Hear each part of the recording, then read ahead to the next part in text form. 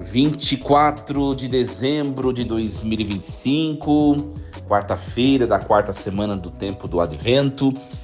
Meus queridos filhos e filhas, muito bom dia. Vos saúdo com a paz de Jesus. Que alegria nos encontrarmos nesta manhã desta quarta-feira, véspera de Natal. Todo mundo, acho que com um dia cheio de compromissos, de preparativos para de noite, para amanhã, não é verdade? É uma data muito importante, muito especial, que nós vivamos de maneira intensa esse dia, como também o dia de amanhã, né, gente? A beleza, a alegria da vida está nas grandes comemorações, não é verdade? Então aproveitemos bem. Iniciemos este nosso encontro em nome do Pai, do Filho e do Espírito Santo. Amém. Leitura do segundo livro de Samuel, capítulo 7, versículos do 1 ao 5, do 8b ao 12, o 14a e o 16. Tendo-se o rei Davi instalado já em sua casa, e tendo-lhe o Senhor dado a paz, livrando-o de todos os seus inimigos, ele disse ao profeta Natã: Vê, eu resido num palácio de cedro, e a arca de Deus está alojada numa tenda. Natã respondeu ao rei: Vai e faze tudo o que diz o teu coração, pois o Senhor está contigo. Mas naquela mesma noite, a palavra do Senhor foi dirigida a Natã nesses termos: Vai dizer ao meu servo Davi, assim fala o Senhor: Porventura és tu que me construirás uma casa para eu habitar? Fui eu que te tirei do pastoreio, do meio das ovelhas, para que fosses o chefe do meu povo Israel. Estive contigo em toda parte por onde andaste. Exterminei diante de ti todos os teus inimigos, fazendo o teu nome tão célebre como o dos homens mais famosos da terra. Vou preparar um lugar para o meu povo Israel. Eu o implantarei de modo que possa morar lá sem jamais ser inquietado. Os homens violentos não tornarão a oprimi-lo como outrora. No tempo em que eu estabelecia juízes sobre o meu povo Israel. Concedo-te uma vida tranquila, livrando-te de todos os teus inimigos, e o Senhor te anuncia que te fará uma casa. Quando chegar o fim dos teus dias e repousares com os teus pais, então suscitarei depois de ti um filho teu e confirmarei a sua realeza. Eu serei para ele um pai e ele será para mim um filho. Tua casa e teu reino serão estáveis para sempre diante de mim, e teu trono será firme para sempre. Palavra do Senhor. Graças a Deus. Muito bem, meus queridos. Então, hoje nós ouvimos este segundo livro de Samuel. O segundo livro de Samuel é um relato central da consolidação da monarquia em Israel. Então, vamos lá, para a gente entender. Né? Deus começou a constituir o seu povo lá em Abraão. Pediu para Abraão sair da sua terra e caminhar rumo à terra prometida. Depois de Abraão vem Isaac, depois vem Jacó, os 12 filhos de Jacó, as 12 tribos de Jacó ou de Israel, Jacó e Israel, a mesma pessoa. Aí se constituiu o povo de Deus, as 12 tribos. Depois essas 12 tribos vão se tornar um reino, né? Olha só, então a primeira parte, Abraão, Isaac, Jacó, né? E depois de Jacó, nós vemos muitos outros patriarcas, é a chamada era patriarcal. O povo era nômade, o povo estava caminhando rumo à Terra Prometida. Né? Muito bem, quando chega na Terra Prometida, guiados por Moisés, porque eles saíram do Egito, né? Na verdade, eles chegaram lá na Terra Prometida em Jacó, e depois Jacó se muda para o Egito, porque o seu filho José era rei, só que depois o Egito começa a escravizá-los. Aí eles saem de novo e voltam para a Terra Prometida, que é com Moisés. Quando Moisés chega com o povo na Terra Prometida, Moisés morre, Josué assume e Josué entra na terra. Quando Josué morre, começa uma outra era. Da era patriarcal passa para a era dos juízes. Eu acho que o povo fica uns 200 anos na era dos juízes. Não tinha um governo centralizado. Surgia um juiz aqui suscitado por Deus, depois um juiz ali. Então era uma coisa meio, vamos dizer assim, né? Um período meio bagunçado, assim. Muitas invasões, os povos pagãos invadiam tentando recuperar o território que Israel tinha dominado. Uma confusão só. Depois da era dos juízes, começa o povo decide escolher um rei, que eles querem um representante, um líder. Eles escolhem Saul, não é? E o segundo livro de Samuel o primeiro livro está nessa transição da era dos juízes para a era da monarquia, né? E o segundo livro de Samuel é o comecinho da era da monarquia, para vocês poderem entender, tá? Então, após a trágica morte de Saul, o texto ele narra a ascensão de Davi como sucessor de Saul, como governante de todas as tribos, e mostra também esse texto a escolha estratégica de Jerusalém como a capital política, religiosa do reino, tá? Então esse livro ele vai destacar essa transição, tá? Essa transição de um povo que era antes liderado por juízes, por profetas, agora para um povo que se tornou um estado organizado. Surge a figura do rei com um papel sagrado diante de Deus, né? Tá? Mas o texto, a profecia, segundo o livro de Samuel, essa profecia, não esconde também as fraquezas humanas do rei Davi, sobretudo. Então demonstra que a fidelidade divina supera as falhas morais dos seus escolhidos. Tá? E essa perícope que nós ouvimos hoje, que é o capítulo 7º, né? Ela é considerada o coração da teologia do Antigo Testamento. Tá? Nos apresenta aquilo que os teólogos chamam de profecia de Natã, né? Essa profecia ela estabelece a aliança de Davi com Deus, chamada aliança davídica, altera permanentemente a compreensão bíblica sobre como o Senhor havia habitado entre os homens, né? Então, o foco aqui se desloca, gente, para a preocupação humana de Davi em construir um templo físico. Davi percebe que ele está morando num palácio luxuoso e a arca, que é um símbolo da presença de Deus, está lá jogada em qualquer lugar. Então ele fala, nossa, não está legal isso, né? Eu estou no palácio e a arca. Então eu vou construir um templo para entronizar a arca. Um templo mais suntuoso do que o meu palácio. Então a história da perícope que nós ouvimos hoje, tá? E o templo seria uma casa espiritual para todas as pessoas, né? Então, muito bem, olha só, versículos de 1 a 5. Tendo-se o rei Davi instalado em sua casa e tendo-lhe o Senhor dado repouso de todos os seus inimigos, ele diz ao profeta Natã, vê, eu moro num palácio de cedro e a arca de Deus está alojada numa tenda, né? Então, Davi está vivendo aqui um momento de estabilidade, né? Ele sente um desconforto teológico, como eu acabei de dizer, a comparar o seu luxuoso palácio com a simplicidade da tenda, né? Colocando na nossa vida esse fato, gente, muitas vezes os nossos projetos para Deus, né, por mais nobres que pareçam, são baseados em nossa própria visão de necessidade, né? Às vezes a gente quer criar para Deus algo que Deus não precisa, mas que na verdade é uma projeção do que nós queremos, né?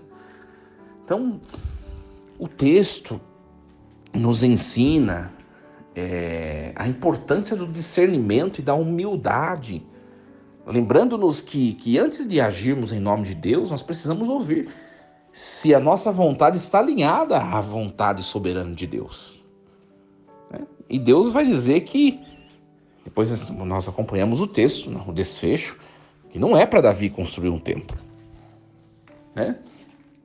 Então, e aí vem o segundo grupo, que é os versículos do 8 ao 12, né? Eu te tirei das pastagens, Deus dizendo a Davi, né?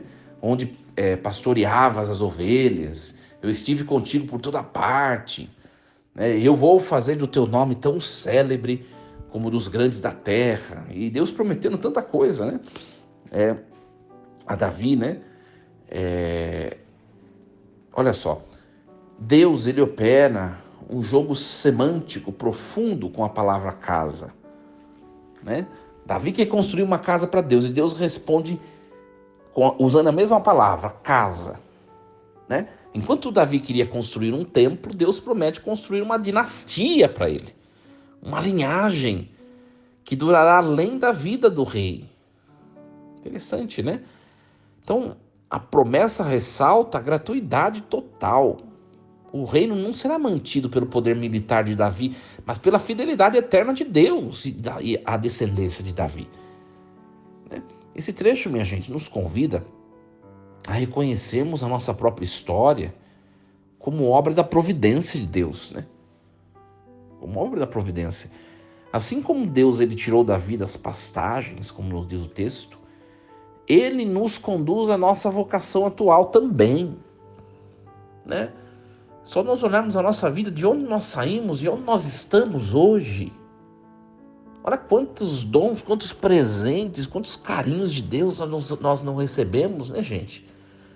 A segurança da nossa vida não reside nas seguranças materiais que nós levantamos. É isso que esse trecho quer nos mostrar, né? A segurança da nossa vida reside na estabilidade que a presença de Deus confere à nossa trajetória, às nossas famílias, né? Então, muitas vezes nós nos colocamos de maneira meritória diante do que nós somos e temos no hoje, mas eu digo a vocês, e eu reafirmo também a mim, né? Se Deus não estivesse comigo, com você, nós não teríamos nada e não seríamos nada do que nós somos e temos. É o sentimento de gratidão, né? É um sentimento de reconhecimento. Então Davi está querendo construir uma casa para Deus e Deus promete para Davi uma descendência forte e durável. Ou seja, Davi, se está querendo construir um templo para mim, sou eu que vou te dar um reino forte e perene. Sou eu quem te dou as coisas, não é você, Davi. Né? Pobre mortal. Então, gente, quanto mais coisas nós conquistamos, presta bem atenção no que o padre vai dizer, mais nós corremos o risco de ficarmos nos voltando para nós mesmos, a soberba, né? E nos acharmos independentes de Deus. Esse que é o problema, por exemplo, do dinheiro, né?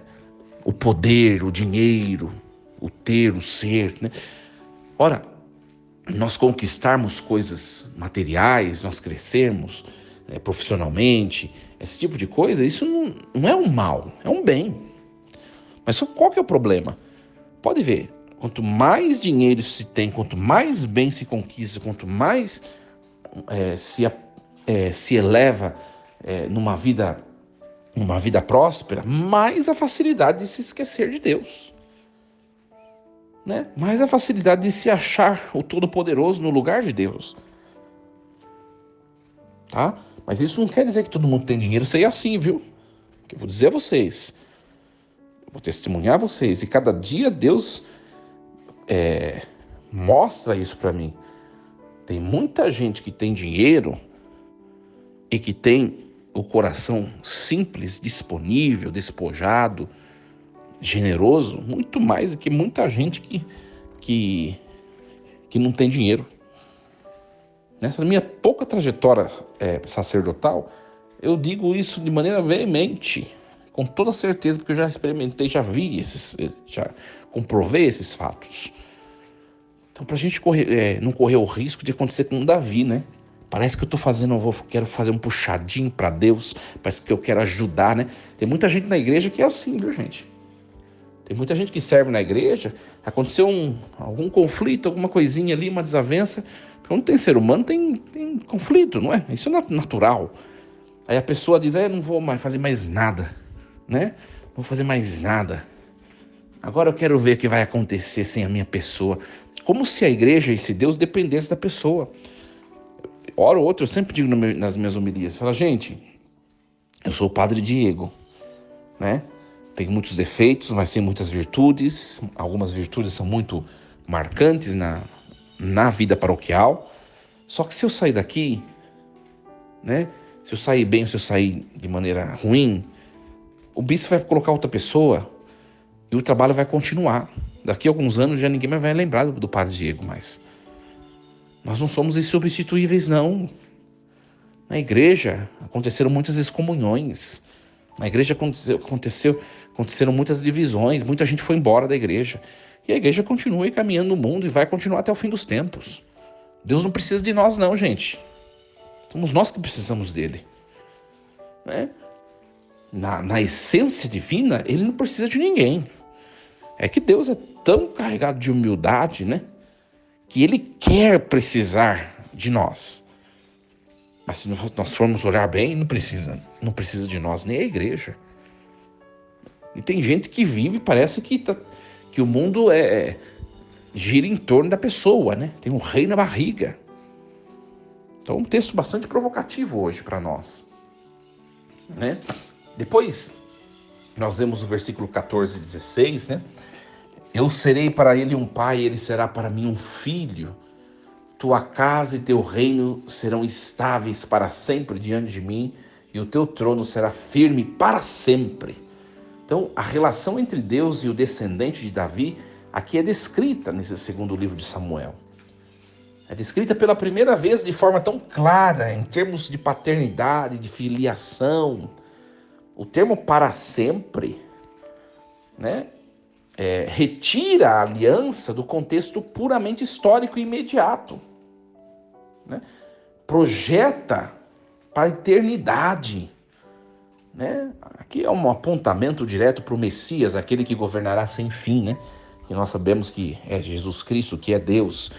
Então esse reino é eterno porque Deus, que assumiu esse reino na pessoa de Jesus Cristo, é eterno. Hoje nós já sabemos. Então, a paternidade divina, gente, é o alicerce da nossa identidade como cristãos. Nós somos chamados a viver com a confiança de que pertencemos a um reino que não é abalado por crise desse mundo. A fidelidade de Deus a Davi é a mesma que ele oferece a cada batizado, né? Integrando-nos na linhagem espiritual de Cristo, filho de Davi. Ou seja, Deus disse que o que é dele, esse reino é para sempre. Ou seja, gente, não vai ter fim. Se nós nos consideramos pertencentes a Deus, por que temer o fim? Por que temer a destruição? Por que o medo? Por que o desespero? Não é? Então, essa passagem de 2 Samuel, capítulo 7, é o fundamento da esperança cristã. Primeira coisa, revela que Deus não habita em monumentos, mas Deus habita na história e no coração humano. Né? O desejo de Davi era piedoso, mas o plano de Deus ele era infinitamente maior. Né? Deus, no fundo, queria oferecer ao povo: vou dar a vocês um Salvador. Um reino que vai para além do tempo, da história, do espaço. Um reino eterno, que é o céu, né, gente? Aqui é a promessa do céu. Então nós concluímos aqui, gente, que a verdadeira casa de Deus é o corpo místico de Cristo. É a igreja, a Jerusalém celeste. Ao meditarmos nesta perícope, nós renovamos a nossa fé no Messias, que confirma para sempre a nossa pertença à família divina. Nós somos da família de Deus, né? Transforma a nossa existência num trono onde a sua graça pode reinar eternamente. Então hoje, as portas do Natal de nosso Senhor Jesus Cristo, que nós confiemos a Deus os nossos empreendimentos, as nossas instituições, nossa casa, família, trabalhos, a comunidade onde nós convivemos. Senhor, é tudo vosso, e por ser vosso, que seja para sempre, né? Ou seja, que produz frutos eternos, né? É tudo vosso, que hoje nós nos consagremos todo inteiros a Deus. Que Deus assim nos ajude, essa palavra também, uma palavra muito bonita, né? E Deus permite promete, eternidade, né? Constância, firmeza, aquilo que é dele. Então essa é a promessa de Deus para todos nós, né?